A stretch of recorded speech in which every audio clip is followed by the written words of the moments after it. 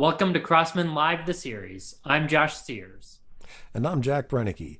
And yes, welcome to episode 10. It's our final show of season 1. We're taking the next 2 months to prepare for the big Crossmen Live event in July, coinciding with Crossman History Night. Doug Stemmett will join us at the end of the show to talk about those preparations. We have another staff spotlight with Aaron and Taylor. Their guest is Hall of Famer Dale Adair. And, of course, a moment with Mike Hardick to give us the latest Corps update. Meanwhile, a little history of the Crossmen Alumni Association is our topic for today. We have 3 guest panels comprising CAA leadership from the very beginning right up to today. So, let's welcome our first panel of guests. Joining us now are 3 of the original Crossmen Alumni Association founding members, and they're going to help tell the story of the original Crossmen Alumni Association. And just like to welcome you guys to Crossmen Live. And let's go around the screen here and introduce ourselves and tell a little bit about yourself. Denise?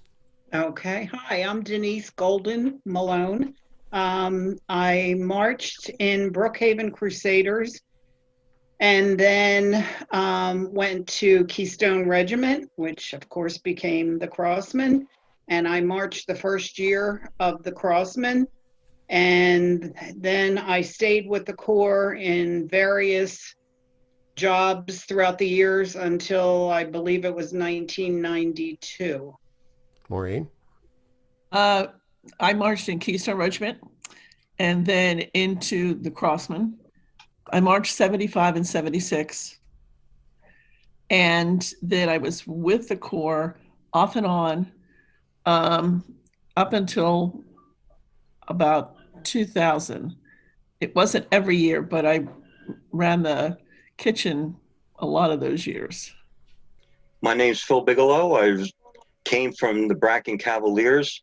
A bunch of us joined Crossmen when they started. I personally started out with the Hawthorne Caballeros when Bracken split up. And end of April of 75, I came to Crossmen and played mellophone. I was there from 75 to 76. When I aged out in 76, I moved on and raised a family, and I've been a fan of the Corps ever since. Loved a lot of the shows that they have done, and that's where I am today. So Great. Hope you got a lot of sunscreen on there, Phil. Oh yeah, it's a beautiful day down here, I'll tell you. So before we move on, I just want to also thank Rick Reedy for helping put this meeting together, and also for sending over some questions for me to ask you guys, because he's been there, done that, and he was able to get a hold of you guys through various means, thanks to the internet, and that leads us into our first question. When you guys started up the Alumni Association, that was before internet. So how did you communicate? How did you put things together, recruit, all that stuff? I guess would be mailing and telephone, because so many of the members were local and not as they are now from far away. But I don't really remember everything. Anybody else remember? I remember there are 2 original members not here. They have passed away. Lynn Pagini and Dean Larson. Dean Larson and I were very close friends. We both marched in Bracken. He's the one that said, "Hey, Crossmen are starting an alumni association type group. Would you be interested in joining it?" And I said, "Sure. When, and where?" And he goes, "I'll drive. Don't worry. I'll get you there."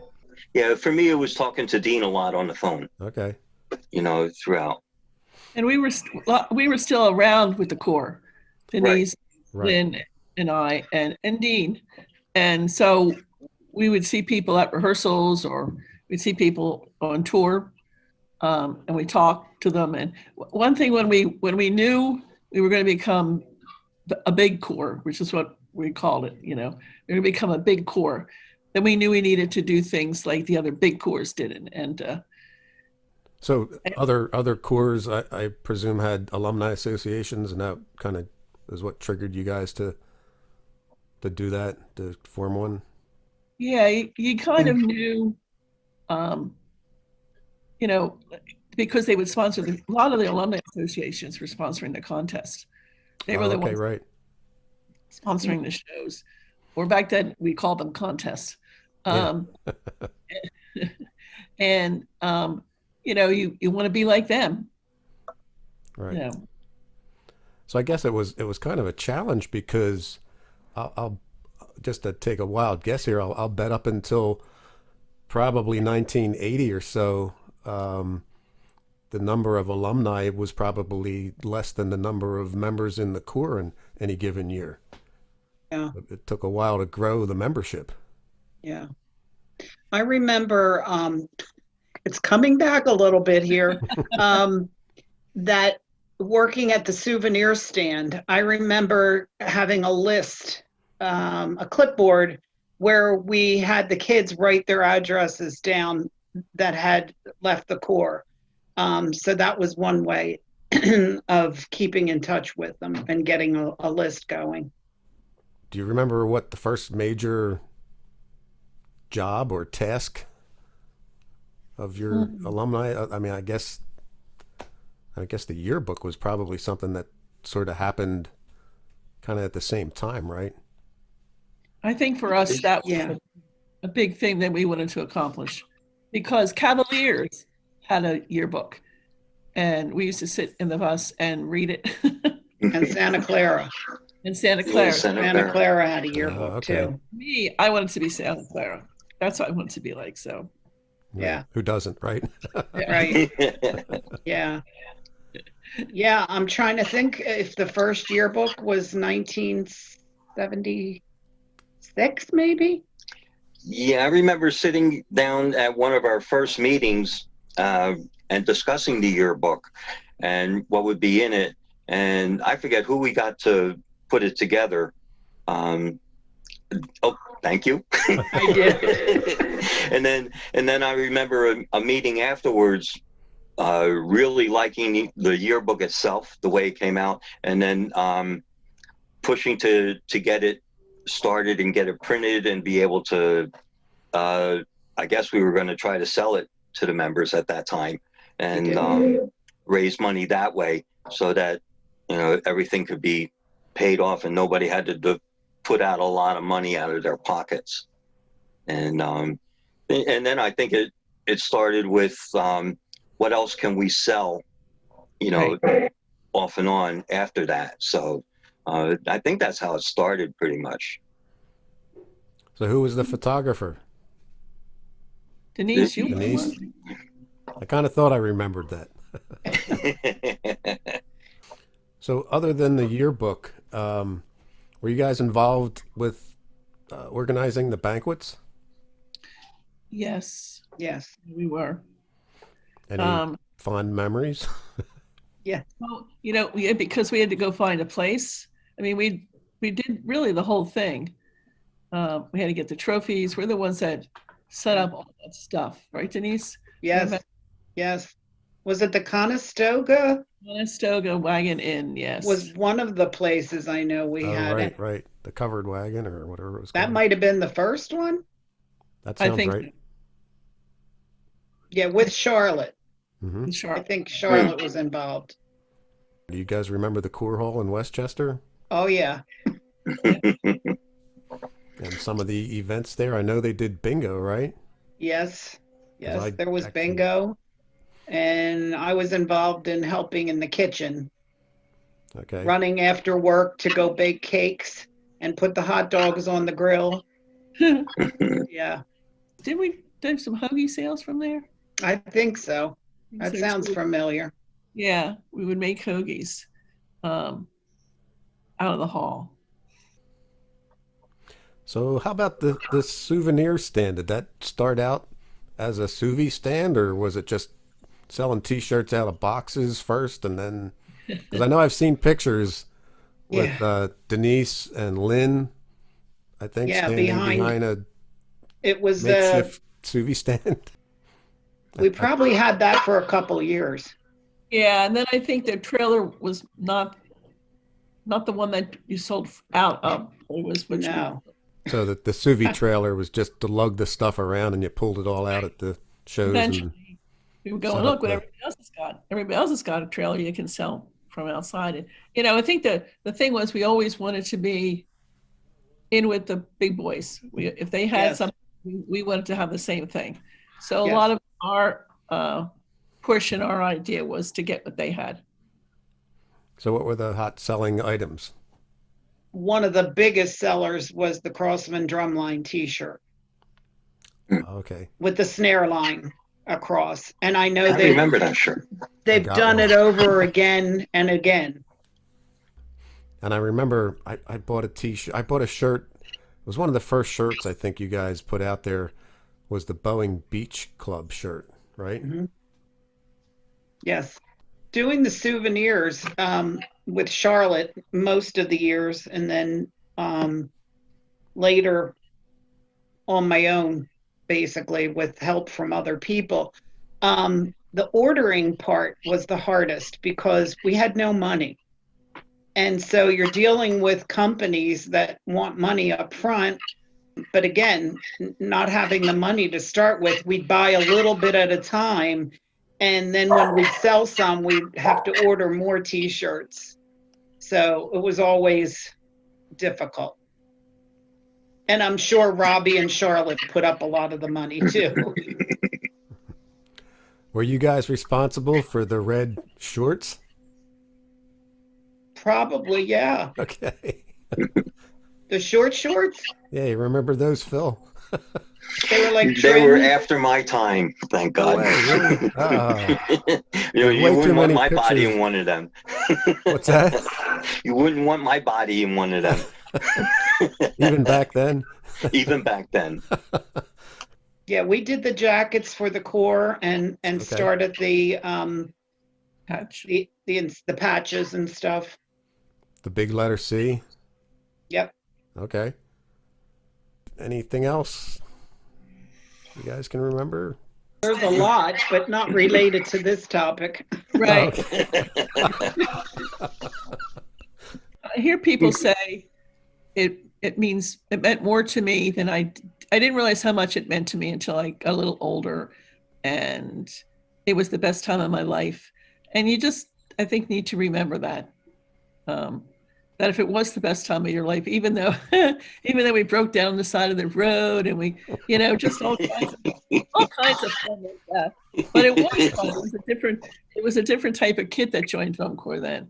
But if it meant anything to you, then, you need to kind of like belly up to the bar.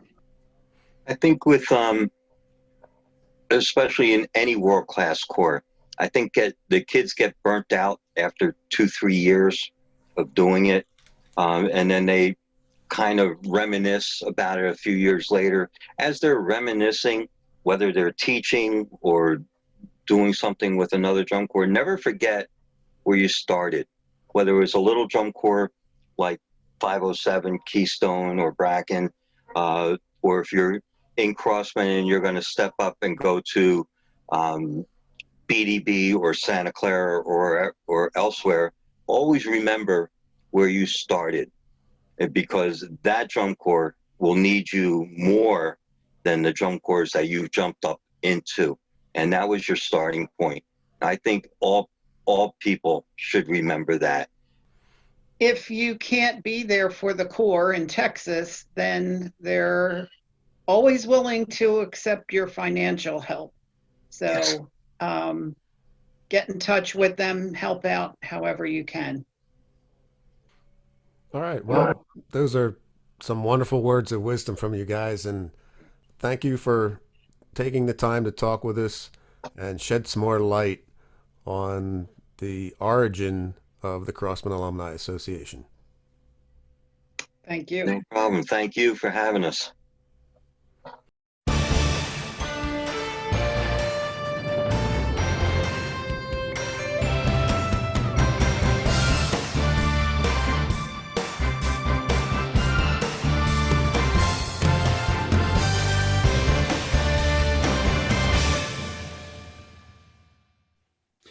Hi, I'm Taylor Jenkins.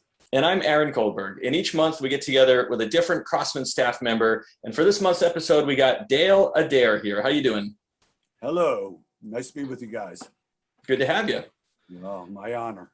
Your bio was brought to our attention, and we did want to encourage people, if you're an alumni association member or a fan or just a member, check out crossmenalumni.org/adair.html, ADAIR, and you'll get to see the long list. It's probably incomplete, but it's still rather long, of the amazing things that Dale has done within this activity. But starting off, specifically about the Crossmen, we wanted to ask you, as a charter member of the Crossmen, can you provide our viewers with a description of what it felt like for you personally to be a part of that merger and then begin and compete in that 1975 season? Absolutely. As I've said before, you know, the first big thing was that first rehearsal at Boeing Park, right? Boeing Beach. And we got in line and there was 9 snare drums, you know.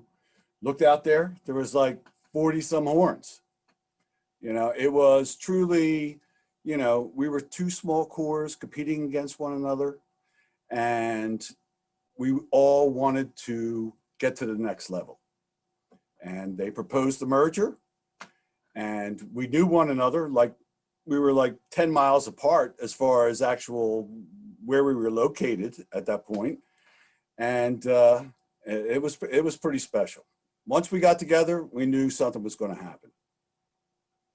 In the 1990s, the Crossmen experienced a bunch of competitive success. It was just a great decade for the Corps. And as we understand, you were part of the board of directors in the mid-1990s, is that correct?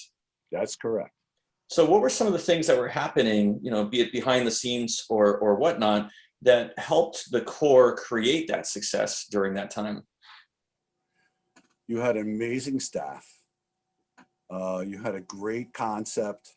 They did the trilogy through those years, right? And things were really working well from the core aspect. You know, when you're good, people come, right? So that helped. The core through those years and what they represented was really a Crossman time period. It was very cool. Dale, you're one of the primary organizers of the annual Play in the Park event at the alumni picnic every summer in Allentown. It's turned out to be a very special occasion for a lot of fans and alumni, and even for the Corps members who come and watch and participate in some way. Do you know right now what's going to be in the future for that event, given the current state of the pandemic and the drum corps activity? Yeah, everything's pretty much on hold right now. First of all, the Play in the Park experience was awesome, but I'd be looking forward to anything. I love to play some old Bones music. Well, here's hoping, because I think there are a lot of other people that feel the same way. Yeah. I'll tell you what, there's something about playing Russian Christmas music. Oh, it really is. That was another magical thing that just came out of nowhere. And, you know, let's get everybody together and, you know, we'll play a couple old tunes. And we really did it.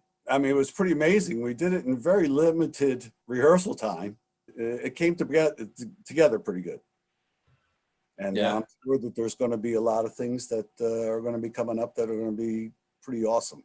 Yeah, I agree. That sounds like a pretty good segue into Aaron's last question. Yeah, last question. Dale, it's been great talking with you even for a little bit. I know you have a ton of experience with the Crossmen in varying forms, and it's awesome that you're still very much around and involved as a rock star alumnus.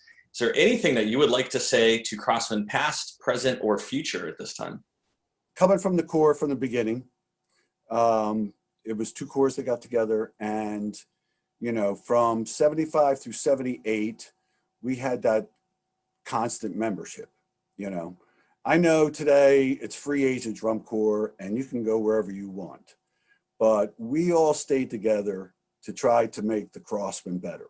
There's something really to be said about saying, hey, I want to make this the best it can be.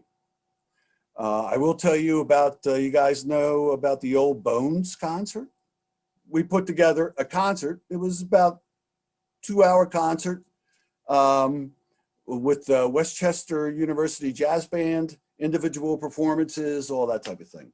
We're hoping to keep that. We were really disappointed last year. We had a great program set up for everybody, and we're hoping to bring back that as soon as we can. And that would be a great fundraiser for the Corps down at Westchester University. Fill up a concert hall, make lots of money for the Corps. Other than that, man, it's been great talking to you guys. I mean, Yeah. Thank you. all right, guys, great speaking with you. Thanks for your you. time. Likewise. See you later, guys. Take care.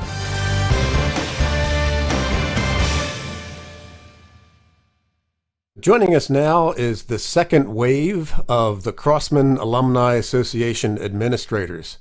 We're going to have everybody go around the screen here and introduce themselves and tell us a little bit about your marching history. We'll start with Faye. Hi, I'm Faye Campbell Thompson.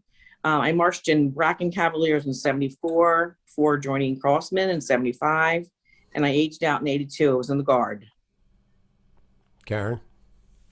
Hi, I'm Karen Denisovich Brennicky. I was in the 507 Hornets prior to the Crossmen for 3 years, and then marched in the Horn Line for Crossmen in 75 through 78. Michelle. And I'm Michelle Denisovich Williams. I marched in the Stingers, which was the feeder corps of the Hornets, and then I actually marched in the Hornets for 1 year as an honor guard. And then in winter 74, or whenever that happened, I tried out for the Horn Line and made the Horn Line. So I marched in 1975 to 1980 with the Crossmen. Rick. I'm Rick Reedy. I marched in Holt's Hornets in Clifton Heights in 1968, and then made the move to Norwood to become 507 Hornets. And I marched there till 74, and then marched Crossmen 75 and 76, and aged out in 76. Hi, I'm Dawn Adair, and I initially marched in the Iron Cross, which was the feeder corps for Crossmen. That was my first taste of drum corps. And then I marched in the PAL cadets from Philadelphia for 2 years until I came to the Crossmen in 1980 and marched for 3 years in the color guard. Just want to welcome everybody to Crossmen Live. Thank you, Jack.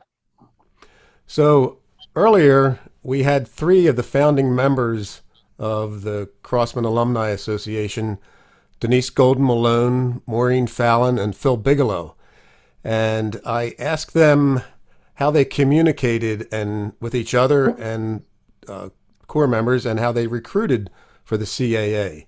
And their response was the U.S. Postal Service, landlines, and the good old clipboard on the souvenir stand.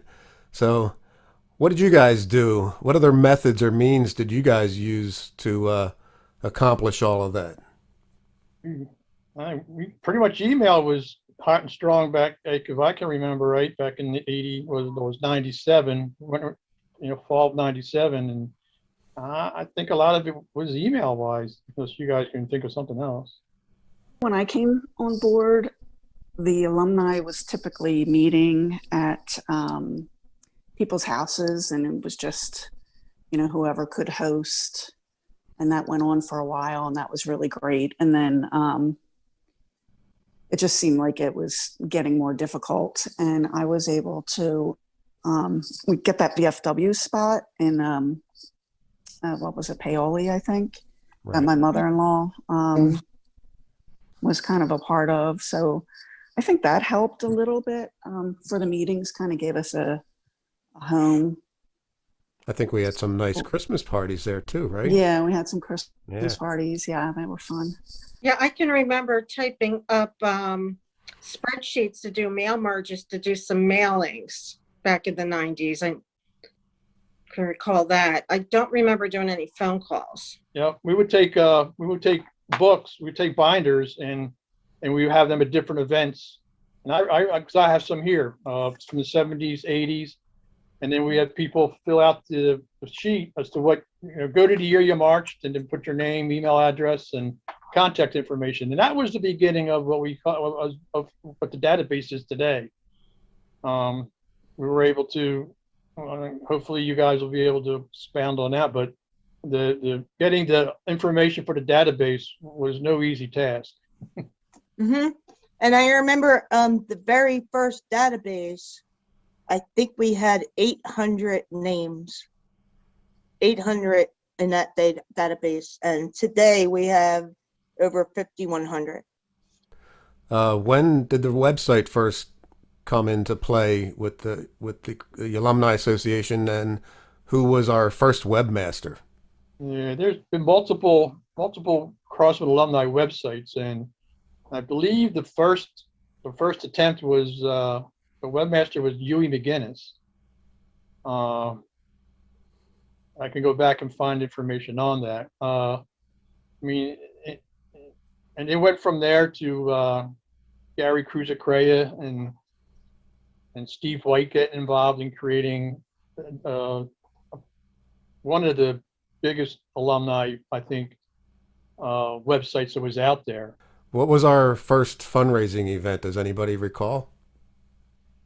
I'm thinking it was probably a beef and beer. I'm not positive though, but I do remember the first big meeting we had. It was at Baxter's here in Malvern. And I know a lot of people voiced their opinions that they wanted scholarships to be a big part of the fundraising. Just because of the history of the Crossmen and our humble beginnings, and most of the members, were not people from money. So we wanted to make sure, as costs were rising in drum corps today and in the 90s, we wanted to make sure money would not be an issue for somebody wanting to march. So I know scholarships was a big thing. Yeah, our beef and beer events were scholarship events, and the money we made at the beef and beers were earmarked towards the scholarship. So yeah. Let's talk about History Night, how that all started.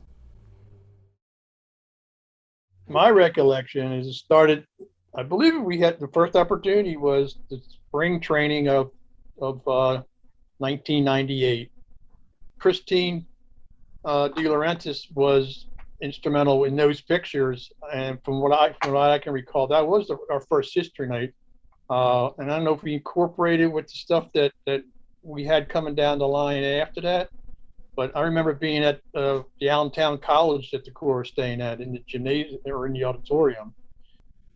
Through the years, it got bigger and bigger. I mean, Michelle, you had a big part in producing the History Night that we all know.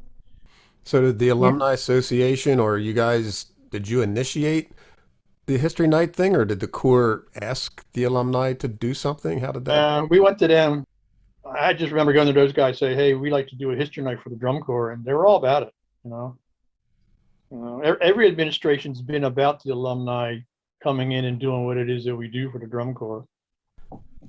So Allentown was a kind of a touchstone for all of us guys here in the East, and I know that played a role in the Alumni Association forming. Can you talk a little bit about all those early days in Allentown and the beginning of the Allentown picnic? So there was all those years.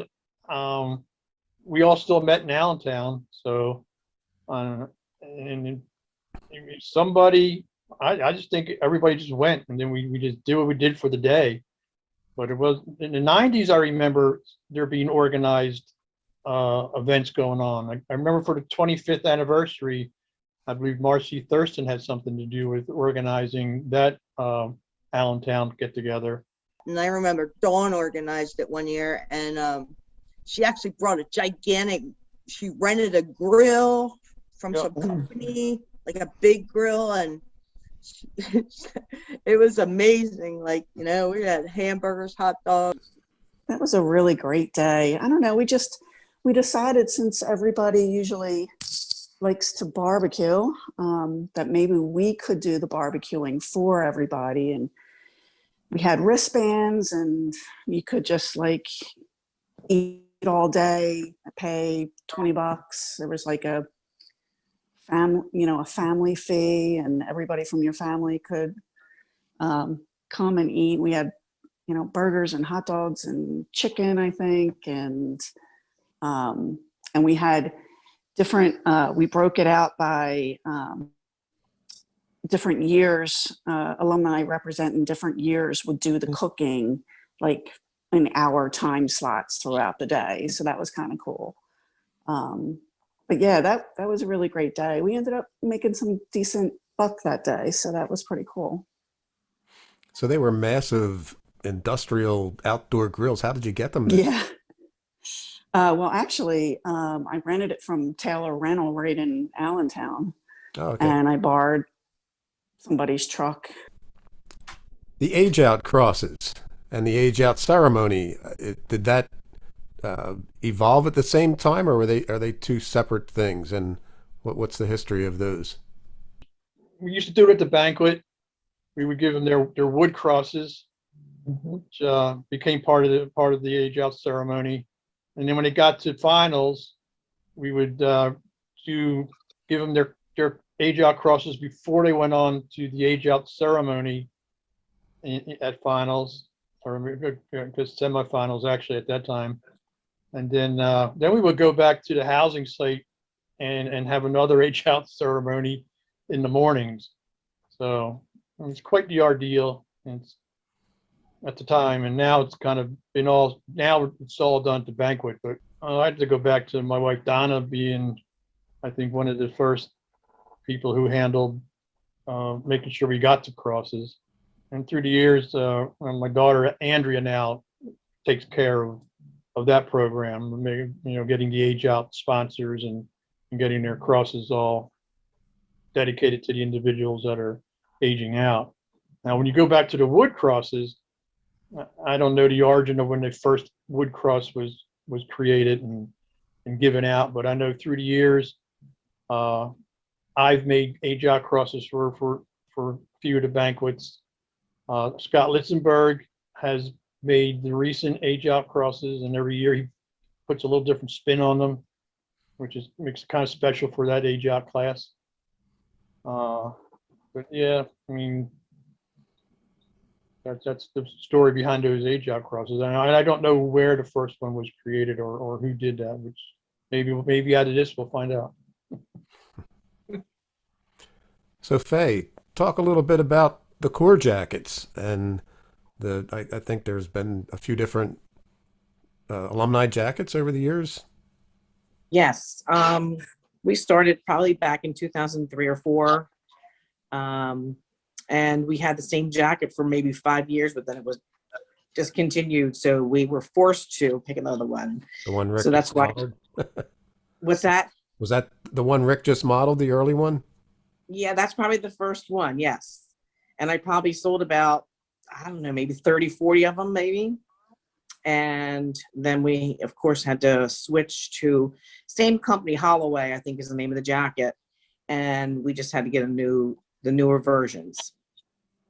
So let's talk a little bit about the Hall of Fame and how we initiated that. I'm pretty sure the first class was at 99, I think. Does that sound right? And then we skipped a few years. Yeah, we skipped a few years. Yeah, 99 it was Robbie and Bob Irwin and the 1975 drum corps.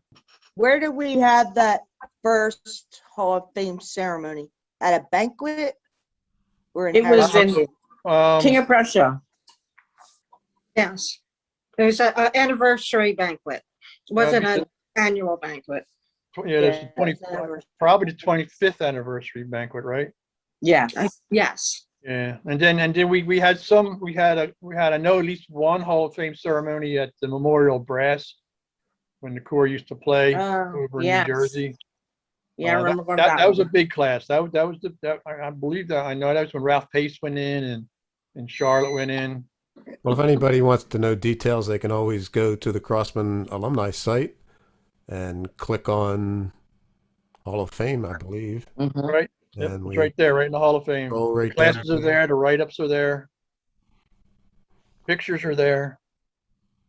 One thing we missed talking about was feeding the Corps, Oh, especially mhm. when they're local here in the in the Northeast. Mm. We've done a lot in just organizing volunteers to come out wherever the Corps happens to be housed and give the food crew a break for the day.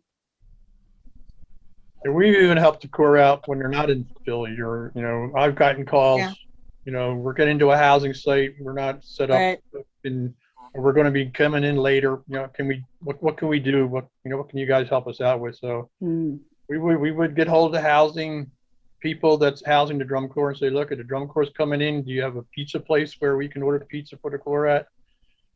And I think we've done a lot with just getting the word out when the Corps is going to be short-staffed at different housing sites, and to recruit some alumni to come out and help. I know I've seen a lot of pictures of various alumni on that food truck helping. So Yeah, I'm sure Grace. we'll continue to do this in the future. Yeah, Grace did that in Denver a couple years ago, Yes. right?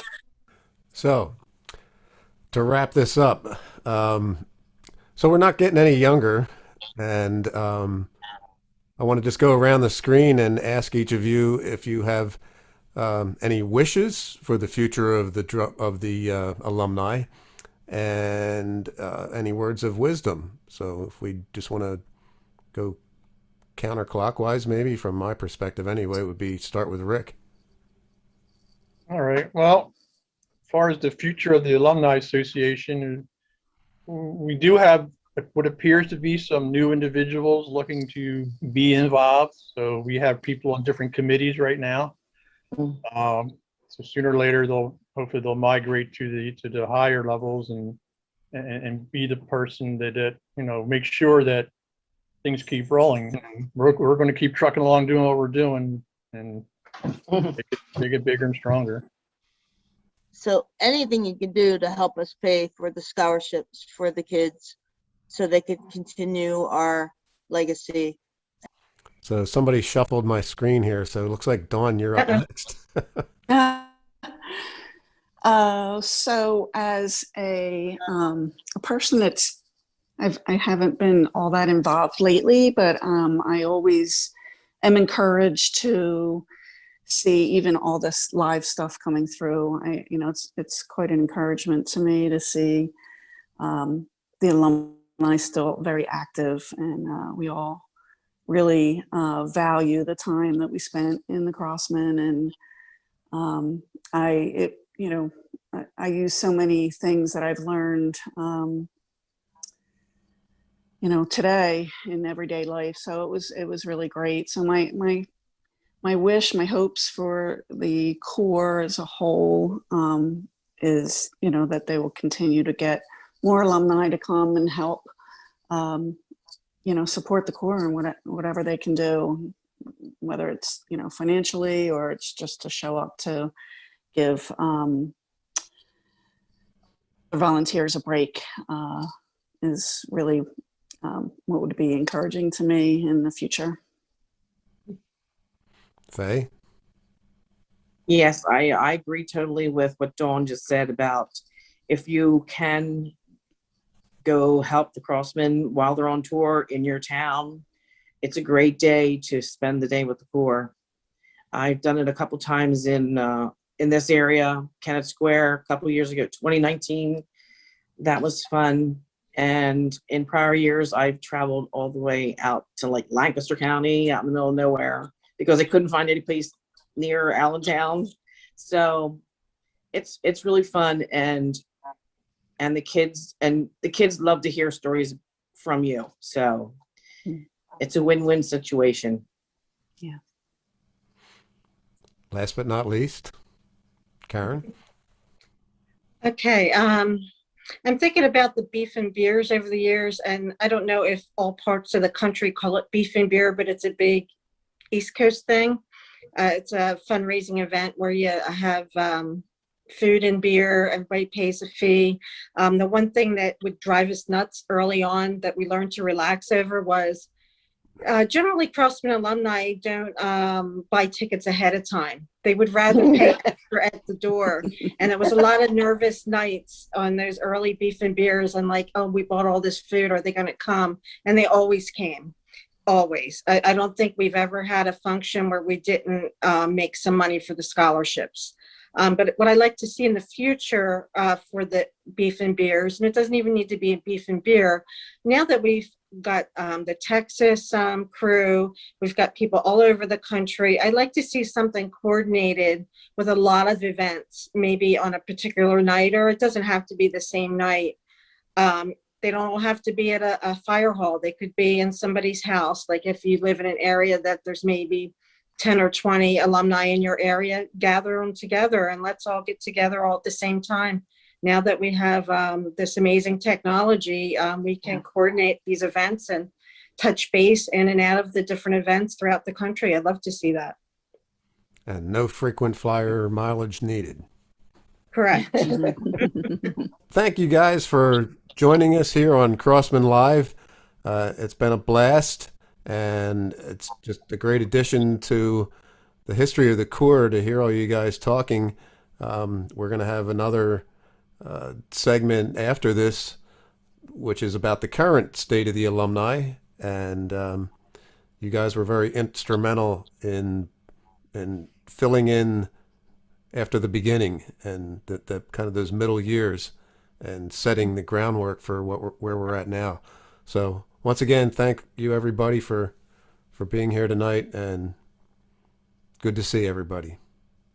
Thank you, Jack. Thanks, Thank Jack. you.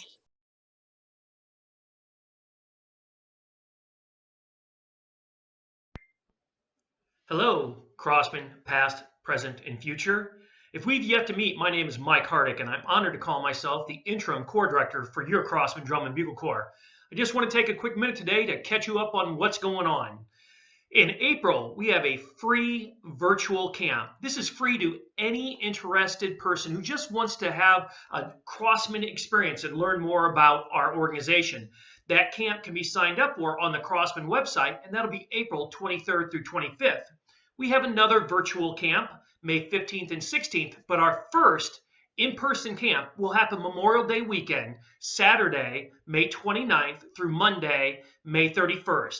This is the first chance our Corps is going to have to gather as one and learn what the experience is all about. We do our move-ins for spring training on June 25th. Our first performance of the entire show will be July 17th at our spring training facility. It'll be a warm-up show just so we get used to what it takes to prepare for a show and also to kind of reveal it to the rest of the world. Our very first in-person performance with the full audience will be July 24th, and then the DCI season happens. There will be Drum Corps International sponsored shows that start in Texas and go throughout Texas, and then a set of shows that lead us from Texas to our final event of the year, which, as we know, is in Indianapolis, Indiana, August 12th through the 14th. We will perform 3 times, 1 performance per day over those 3 days. Really, that's a celebration of just us getting back to being Drum Corps again. It's a kickoff to Drum Corps International's 50th year. So start planning now. Understand that this summer is not going to be your typical tour, but the experience that makes Drum Corps unique will be 100% true. It will be a true Crossmen experience, and that's something that we all look forward to getting back to. Thank you for supporting us continually as we strive to make sure your legacy lives forever. We look forward to seeing you soon, and thank you for your support. Hello, everybody, and welcome to the final segment of tonight's episode of Crossmen Live, talking about the Alumni Association. And with me tonight are some of the people that have been working hard on the current version of Crossmen to support the Corps through the Alumni Association, different activities. We've got Tim Stevenson, who is going to talk to us about the newest event, our trivia night. We've got Allison Shield, who ran our 5K last year, and I hear there's plans coming up for this year as well. And then we have Ronnie Plosis, who is going to talk to us about the culture of philanthropy. And finally, and last but not least, our fearless leader, Rick Reedy, will tell us a little bit about what's to come this year overall for the Alumni Association and what the goals of the organization are coming up. Let's go first to Tim Stevenson, who's going to tell us a little bit about our newest event, Trivia Night. Tim? Starting with the new stuff. So this is an event that we're trying with not just our alumni, but with alumni of all drum corps and people who didn't march, just to get everyone involved. There's a $10 suggested donation. It's whatever you want to give. And all of that money goes directly to scholarships. So it doesn't go to the lights, it doesn't go to the horns, it goes directly to the members.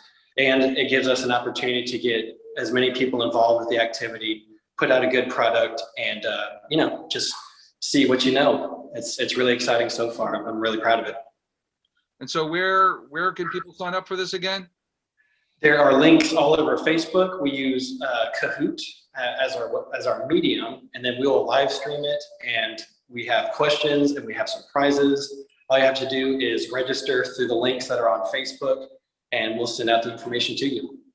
That's great. I've done some online trivia with groups before, and it is a lot of fun. And I'm really curious to see how much people think they know about Crossmen and other drum corps that we go through this. So I'm excited. I'm also excited because it's an event that's dedicated totally for scholarships. So thank you. We look forward to it. Absolutely. We're now going to go to Allison Shield, and she's going to tell us about the 5K. Allison? Rick put out a call last spring, summer, that the alumni needed help raising money for the drum corps with everything that was going on with the pandemic. And so a bunch of alumni from my time, so like 2005 to 2009, got together on a call and we were just brainstorming. Kenny Berry came up with the idea of trying to put together a virtual 5K, and we just literally ran with it. So we were able to work with Rick and Natalie, and considering how much time we had, I feel like we were really able to put together a really solid event. The goal was just to get people involved, engaged with the corps, and also out and active, getting together with their like families and friends, socially distanced, of course, just to get outside and I guess take a breath of fresh air with everything that was going on. So we were really happy with the event as a whole. And do you have plans for this year? Yes. So plans are in the works for a second event at the very least this year. So one more. So stay tuned for more information on that. I'm really excited about what we're going to be offering this year, and I hope you guys are too. Oh yeah, I'm very excited. Last year, it seemed like it was a lot of fun. I got to see some of the videos people put together of their running in groups and through the forest, and just they all had a lot of fun. Some of them with their pets. We even had one, I think, that found a possum or raccoon that they ran with along the way.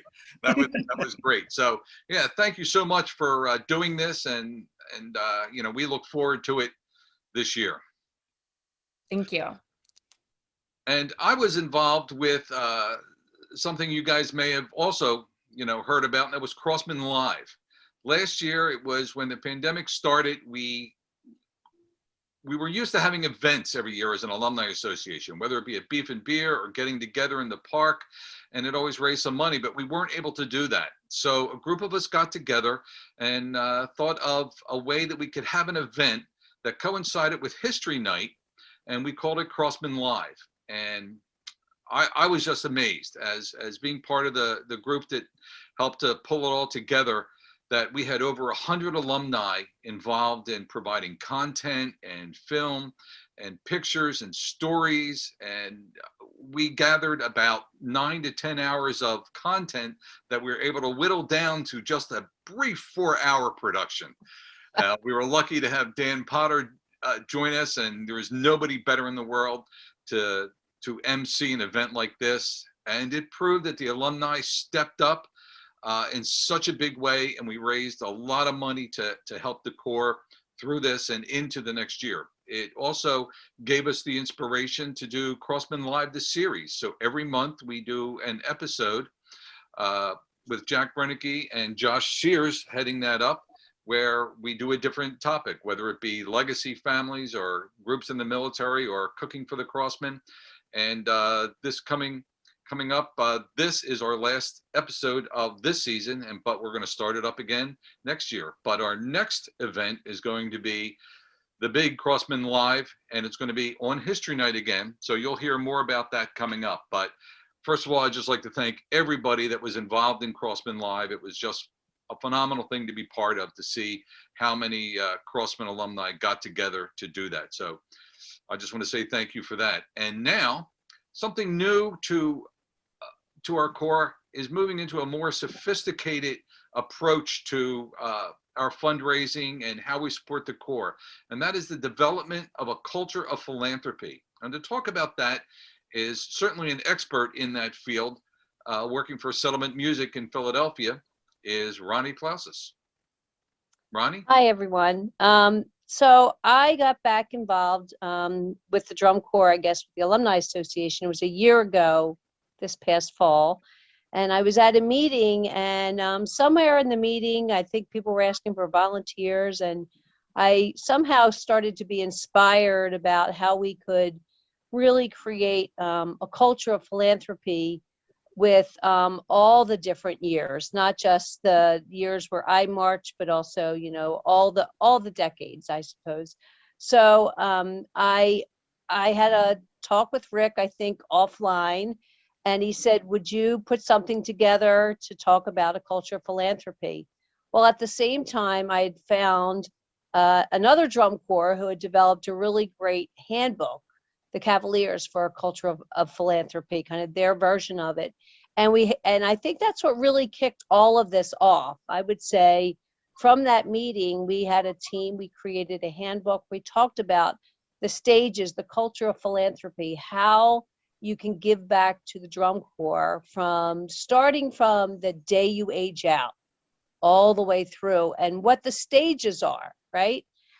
What can you give as a recent age out? What can you give in 5 years after that, in 10 years, in 20 years? Here we were at 40 years after aging out, right? So where should we all be in those stages in a culture of philanthropy? So we did create a really nice handbook. It's on the alumni website. You can go and you can see it at any time, and it lays it out. And what's going on right now with the trivia, with the 5K, with the Crossmen Live, is all really ways that we are showing how we can all give back and how we are really walking the walk of the culture of philanthropy. So I can really feel that is really, I feel this whole concept has really changed the way, I guess it's part of the pandemic too, right? We're all at home and we're really thinking about the drum corps and all the different ways that we can help. And I see such awesome creativity in how people are giving back, whether it's their time, whether they're giving their treasure, contributions, or their talent in a whole bunch of different ways. So it's working, the culture of philanthropy, and it couldn't have come at a better time than right now when the drum corps really needed all of us. So go to the website, the alumni website, take a look at the handbook. The handbook is for everyone, and it was created by a really great group of us, by alumni, for the drum corps. Well, thank you, Ronnie. Yeah, I've gone through that handbook, and I'm just amazed at, you know, how much work went into that and how great it is. And once again, it was a matter of engagement. You know, in every one of the things that we're doing here, it's taken a group of people. It's taken a team, just like drum corps does.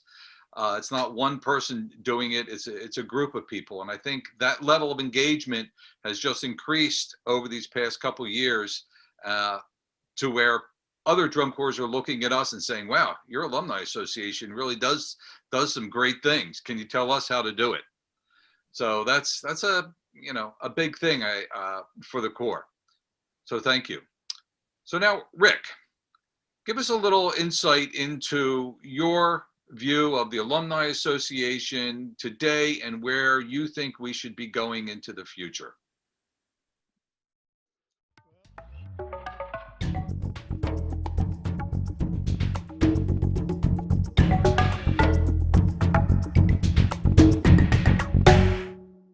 I want to thank everybody that has been involved with the CAA and for all their involvement in supporting the drum corps throughout the years. And I want to thank Doug Stemmett for his leadership with Crossmen Live and Crossmen Live the series, and all the producers and contributors that put their time and effort to make that program a success.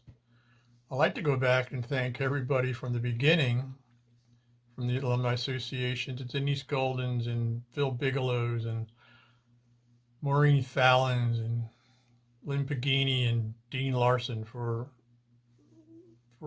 getting the CAA involved in helping the drum corps with the needs that they seen way back when to help the drum corps sustain itself. And then we have the new people coming in, raising money for the drum corps with their various events, like a 5K and the trivia night, which just went off the other night. There's many more irons in the fire, and hopefully you'll add your iron to the fire and help us support the drum corps. One of the ways to support the drum corps is to become a member of the CAA. Back in May of 2020, a call went out for people to join the Alumni Association to help out the drum corps, which was in financial straits at the time. And due to the efforts of the membership drive back then, drum corps was able to continue to look forward to the 2020 season and 2021 season based off the efforts of the Alumni Association and their members that are now contributing members and lifetime members and renewing members of the CAA. In June of 2020, it was evident there was not going to be a season, and the financial situation of the drum corps was in dire straits. Crossmen Live allowed the drum corps to look forward to a 2021 season, and due to the Crossmen alumni and their supporters, they raised enough money to keep the doors open for another season. If you ever want to feel good about something, take a look at the efforts of what happened back during Crossmen Live and realize that you saved the drum corps. I'd be remiss if I didn't thank a few people over the past 23 years that helped keep the wheels on the CAA. Back in the beginning when Dawn Ball Adair was part of the admin team, to Karen Denizowitz-Brennicky and Michelle Denizowitz-Williams and Faye Thompson. Without those folks staying by my side and pushing forward to keep the CAA being active, we probably would not be as successful as we are today. I've been asked to talk about the future of the CAA, and I believe the future of the CAA is bright. We have a lot of new faces on board, working in various committees, doing different fundraising activities, but it doesn't stop there. We still need more people to be involved.